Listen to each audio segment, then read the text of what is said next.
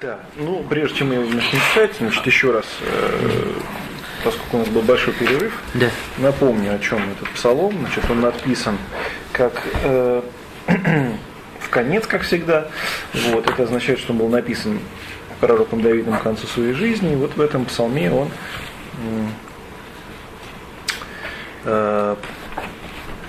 пророчествует, кроме того, как говорит о том, что мир не сам собой произошел, то есть обличает людей, которые говорят о том, что Бога нет. Вот, и, значит, в первой части, до 8 стиха, то, что мы с вами прочитали, пророк Давид несколько раз подробно и настойчиво говорит о том, что познание видимого мира, устроение видимого мира приводит человека к познанию Бога.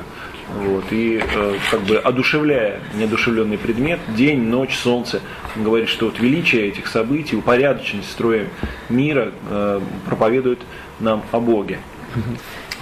Вот, а с 8 стиха, который сейчас мы начнем с вами читать, пророк Давид говорит уже о писанном законе, то есть о законе, который был дан Моисею Богом, что тоже нас приводит к богопознанию. Закон Господень непорочен, обращая души, свидетельство Господне верно, умудряющее младенца, оправдание Господне право, веселящее сердце, заповедь Господне светла, просвещающая очи, страх Господень чист, пребывая век века, судьбы Господне истины, оправданы вкупе. 8, 9, 10 стихи. Ну, это значит с 7-го. Да. Ну, вот сейчас мы по святителю Николаю будем читать, тут без разногласий. А по святителю Николаю? Да, а здесь, наверное, с 7-го получается. А в какой версии, наверное? А давайте в версии святителя Николая будем читать. Вы огласим, так сказать, весь список, что в 19-м псалме, вот по современному переводу, это 7, 8, 9 стихи. Хорошо. Значит, по толкованию святых отцов, прежде всего, Кирилла Александрийского и Блаженного Феодорита, вот в этих 3 стихах пророк Давид говорит в целом о писанном законе Божьем, называя его разными именами. Вот. Ну а конкретнее Блаженный Феодорит говорит так. Законом называет он закон, потому что он направляет и приводит в стройность жизнь людей. Вот. Свидетельством, или в русском тут откровение написано, да. Потому что он научает справедливости. Вот это трудно сказать, но свидетельство чего? Свидетельство правды, откровение правды. Наверное, в таком смысле Феодорит имеет в виду. То есть справедливость в смысле? Ну, в смысле справедливости. Не знаю, как это сказать. Ну, вот как бы справедливый суд. Как ну бы, да, в таком духе. То есть в том смысле, что если это свидетельство. Надо как у свидетеля Николая, давайте прочитаем. У него тоже, кстати сказать, откровение. Он переводил по-русскому. Нет, я как бы понимаю смысл, я просто как бы откровение Господне верно, умудряющее простых. Ну, логика это сложно, на самом деле. Да, Феодорит говорит свидетельство, потому что научает справедливости.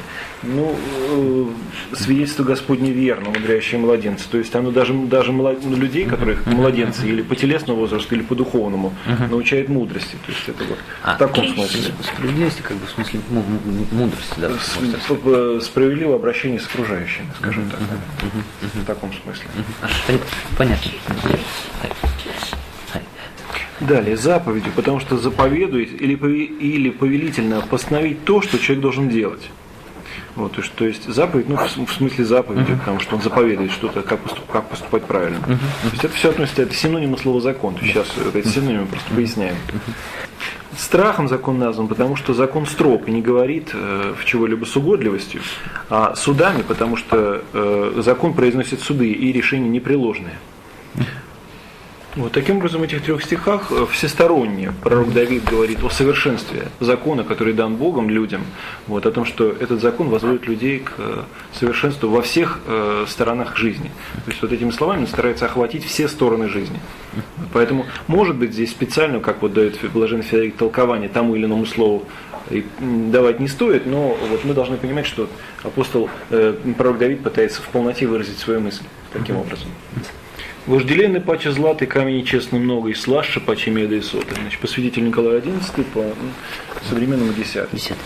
Вот, описав закон со всех сторон, сказав, что он возводит людей к совершенству, в конце концов, в итоге пророк Давид говорит, что закон этот дороже драгоценных камней и дороже золота, и на вкус слаще меда, потому что слаще меда уже нет ничего. Вот, таким образом, ценность для человеческой жизни закона превосходит все возможные описуемые ценности этого мира. Вот, надо сказать, что и сын Давида, Соломон, в своей книге «Премудрости» тоже высказывает подобные мысли. Он говорит, что премудрость дороже многоценных камней. Вот, и прочие выражения он использует. Так что в этом смысле мы видим, что в целом вот эта мысль, она характерна для Священного Писания, где говорится, что закон или то, чем Господь умудряет человека, это самое драгоценное, что может быть. Это то, что отличает человека от животных. «И раб твой хранит я, внегда сохранить я воздаяние много». 12 или 11. Вот, значит, по свидетельству святых отцов, здесь пророк Давид говорит о самом себе. «Раб твой хранит я». Вот, и сохранение заповеди обещает великую награду от Бога. Со следующего стиха начинается третья часть псалма. Итак, в первой части до 8 стиха пророк Давид говорит о познании Бога из сердца невидимого мира. Во второй части с 8 по 12 стих говорит о писанном законе. А дальше он начинает говорить о том, каким же образом хранить этот закон так, чтобы в полноте его исполнить, чтобы быть достойным той награды, о которой он говорит вот в этом стихе, который мы сейчас с вами прочитали, великой награды от Бога. Вот, надо сказать, что вот этот отрывок, последние 3 стиха этого псалма, очень часто цитируется практически у всех аскетических писателей, потому что он описывает порядок духовной борьбы и те трудности, с которыми сталкивается человек в стремлении к совершенству. «Грехопадение кто разумеет, от тайных моих очисти мя, и отчужди пощади раба твоего, аще не обладает мною, тогда непорочен буду, очищуся от греха велика». Так, 13-14 стихи по переводу святителя Николая. Итак, грехопадение кто разумеет? Это риторический вопрос, который задает Давид. То есть можно перефразировать его так. Кто настолько благоразумен и сведущ, чтобы мог различать все устремляющиеся в него злые помыслы и грехи, которые случаются в его уме ежечасно? Вот, и поэтому, поскольку человек не может контролировать полностью вот течение этих помыслов, то пророк Давид и от своего лица, от лица всех последующих живущих вслед за ним христиан говорит: «От тайных моих очисти мя». Вот, под тайнами святые отцы понимают либо грехи, которые делаются тайно, или грехи в мыслях, то есть грехи помыслами, или грехи неведения. То есть здесь любое толкование возможно, но в любом случае пророк молится от того, чтобы Господь избавил его от того, с чем он сам совладать не в силах. Ну, грехи неведения – это те грехи, которые по неведению. Да, по неведению. Ты не осознаваешь, что это грех. Совершенно верно. Но здесь все-таки святые отцы акцентируют внимание на том, что это тайные помыслы. То есть такой вариант тоже возможен, но все аскеты говорят о тайных помыслах. Вот. В русском тексте далее, в японском святителе Николая тоже стоит: «И от умышленных удержи раба твоего». То есть если понимать такое чтение, то да, то есть говорится о грехах неведения и грехах, так сказать, неведения. То есть неведение тайных, ведение умышленных. Но в славянском стоит другое слово – чуждых. Вот. И здесь все толкователи говорят, что здесь говорится не о грехах уже, а о врагах, то есть о демонах.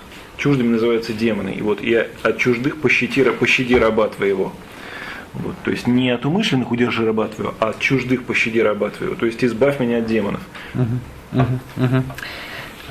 Да, понятно. Да, чтобы они не разовладали мною. Вот, то есть, чтобы демоны не одолели меня, гнусные помыслы, чтобы не одолели меня. Это, вот. Что это не абстрактные грехи, а именно демоны. Да, то есть не в трактовке как бы греховедения, а именно как демоны. Вот, собственно, почему этой молитвы так любили молиться, этим псалмом молиться пустынники, потому что они ежечасно, ежедневно испытывали нападение демонов. Эта молитва была сильна против демонов. Вот. И этот стих заканчивается: «Очищусь от греха великого». Значит, что мы называем здесь великим грехом? Все в совокупности тайные помыслы, о которых он говорит прежде. Почему? Потому что, хотя по видимости такой человек может не творить делом греха, но тайные помыслы его оскверняют, и он становится чужд благодати Духа. И вот именно от этой внутренней нечистоты здесь просят избавить его пророк Давид и всякий христианин, который этим молится, такой молитвой. «И будут во благоволении словеса уст моих, поучение сердца моего пред тобой, Господи, помощничему и избавителему». Последний стих. Вот. Ну, смысл этого стиха понятен. Пророк молится о том, чтобы молитва его была услышана и благоугодна пред Богом. Вот. Кроме того, блаженный Феодорит замечает, что этот псалом пророчествует о тех событиях, которые могут произойти только в эпоху Нового Завета. Потому что если до того в Ветхом Завете любые жертвоприношения были лишь знаменем будущих благ, но не могли в реальности очистить человека, то только через крещение человек получает избавление и от тайных мыслей, и от чуждых, то есть от демонов. Вот, и таким образом только с пришествием Христа очищается вот этот великий грех человека. Ну, и в этом пророческий смысл. Да, в этом пророческий смысл. Вот Феодорит прямо говорит, что «я очищусь от греха великого», это пророчество о крещении. То есть о прощении, так сказать, первородного греха. Вот, следующие два псалма, значит, в славянской Библии 19-20, свидетель Николай, соответственно, значит, новый 20-21, всеми толкователями, значит, в буквальном смысле относится, то есть тут как бы здесь серия пророчеств в этих псалмах, но самое буквальное исполнение этих пророчеств произошло в эпоху царя Иезекии. Эти события описаны в 4 книге Царств, в нашествии ассирийцев, когда город Иерусалим и царь Иезекия, который был в нем, был обложен ассирийцами. Вот напоминаю, что современником Иезекии был пророк Исаия. И вот, в частности, 19-й псалом – это молитва друзей Иезекии, в том числе и пророка Исаии, о избавлении царя и в целом народа иудейского от нашествия иноплеменников. Это первый, ближайший пророческий смысл этих двух псалмов. «Услышит тебя Господь день печали, защитит тебя имя Бога Иакова. После тебе помощь от святаго, от Сиона заступит тебя. Поменет всякую жертву, то всесожжение твое тучно будет. Даст тебе Господь по сердцу твоему, весь совет твой исполнит. Возрадуемся о спасении Твоему, во имя Господа Бога нашего возвеличимся. Исполнит Господь вся прошения Твоя. Ныне познах я по спасе Господь Христа Своего. Услышит Его с небесе святаго Своего, в силах и спасении десницы Его. Сии на колесницах и сии на конях, мы же во имя Господа Бога нашего призовем. Ти испяти бывшие подоши, мы же восстахом и исправихемся. Господи, спаси царя и услышанный, вонь жащий день призовем Тя». Итак, царь, который неоднократно упоминается в этом псалме, это может быть и царь Иезекия, и царь Давид, и царь Христос. Вот, в первых двух стихах упоминаются типичные молитвенные прошения, тоже, которые могут быть во всех трех случаях истолкованы одинаково. То есть имя Бога Иаковля, то есть Бога Вседержителя, так Богом Иаковлем Господь сам называет себя. Помощи от святого, то есть от святилища, от храма, храм, где обитает Бог в своей святыне. И Сион, поскольку на Сионе именно построен храм, как место особого пребывания Божия. Вот, выражение 4 стиха «всесожжение твое тучно буди». Значит, всесожжение понятно, это животное приносилось полностью, это самая совершенная жертва Богу. Тучностью животного, в случае, если это толкуется относительно Иезекии, может означать прекращение осады, потому что, естественно, животное может быть тучным, когда оно пасется, так сказать, на вольных лугах, вот, когда набирает жир. Вот, то есть такое возможно только в случае прекращения войны. Поэтому это «всесожжение твое тучно буди» – это молитва о прекращении осады со стороны ассирийцев, молитва о победе. Вот. В таком же примерно смысле это можно понимать и в отношении царя Давида, потому что действительно только с победой над всеми врагами такое всесожжение могло быть принесено. Вот. Но здесь есть и еще один смысл, если мы говорим о Христе. То есть тучным всесожжением может называться сам Христос, как наиболее совершенная, полная жертва. Вот. То есть его тело и кровь, питающие всех нас, неистощимые, в самом подлинном и полном смысле могут быть названы всесожжением тучным. Да. Тут, правда, в японском языке слово «тучно» не употребляется. А вот он тогда святитель Николай. 4 стих. 4節をもう一度読んでいただけますか。願わくは汝がことごとくの捧げ物を記憶し、汝の焼き祭りを超えたるものとせん。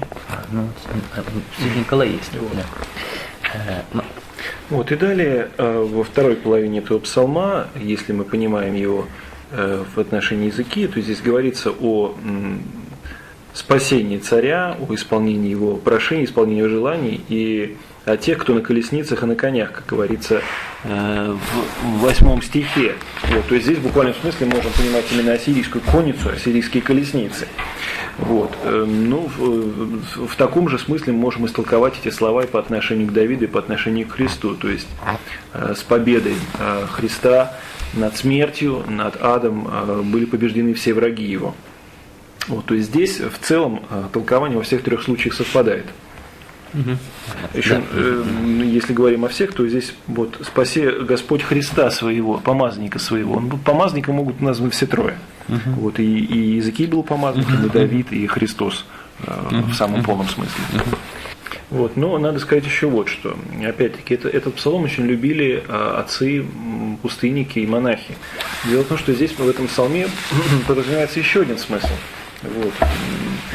Царем в этом псалме называется всякий христианин, потому что всякий христианин, который готовится к брани с дьяволом, всякий христианин также, как мы все с вами, принявшие крещение, были миропомазаны, то есть помазаны. То есть мы все помазники, мы все цари, христиане – это царственное священство. И вот здесь, в этом псалме, всякий христианин молится о себе, как готовящимся к брани с дьяволом. Вот. И действительно, в этом псалме под колесницей и конницей имеется в виду демоны, вот, которые хулят имя Божие, а как сказано в 8 стихе, мы же во имя Господа Бога нашего призовем. То есть мы будем бороться с этими демонами, которые хулят имя Божие, именем же Божьим. Вот, то есть здесь заключен еще аскетический смысл в этом псалме, и поэтому этот псалом тоже вот, пустынно живущие монахи очень любили. Ну и скажете, что могли быть еще более тонкие толкования, то есть под конницей, вот, под конями и колесницами подразумевались страсти. Вот, то есть как бы согласие страстей, и кони, поскольку они играют, двигаются, то есть это вот колебания страстей, которые колеблют душу человеческую. И вот христианин молится именно о борьбе, победе над страстями, над демонами, которые сидят на этих страстях, как на колесницах. То есть вот это именно вот такое монашеское толкование. Вот. И особенно этот псалом он используется именно вот как в первом стихе сказано: «Услышит тебя Господь в день печали». То есть именно в день вот такой скорби, в день тогда, когда трудно, в каких-то особо таких тяжелых обстоятельствах. Вот святые отцы рекомендуют этим псалмом молиться. Перерыв 3 минуты.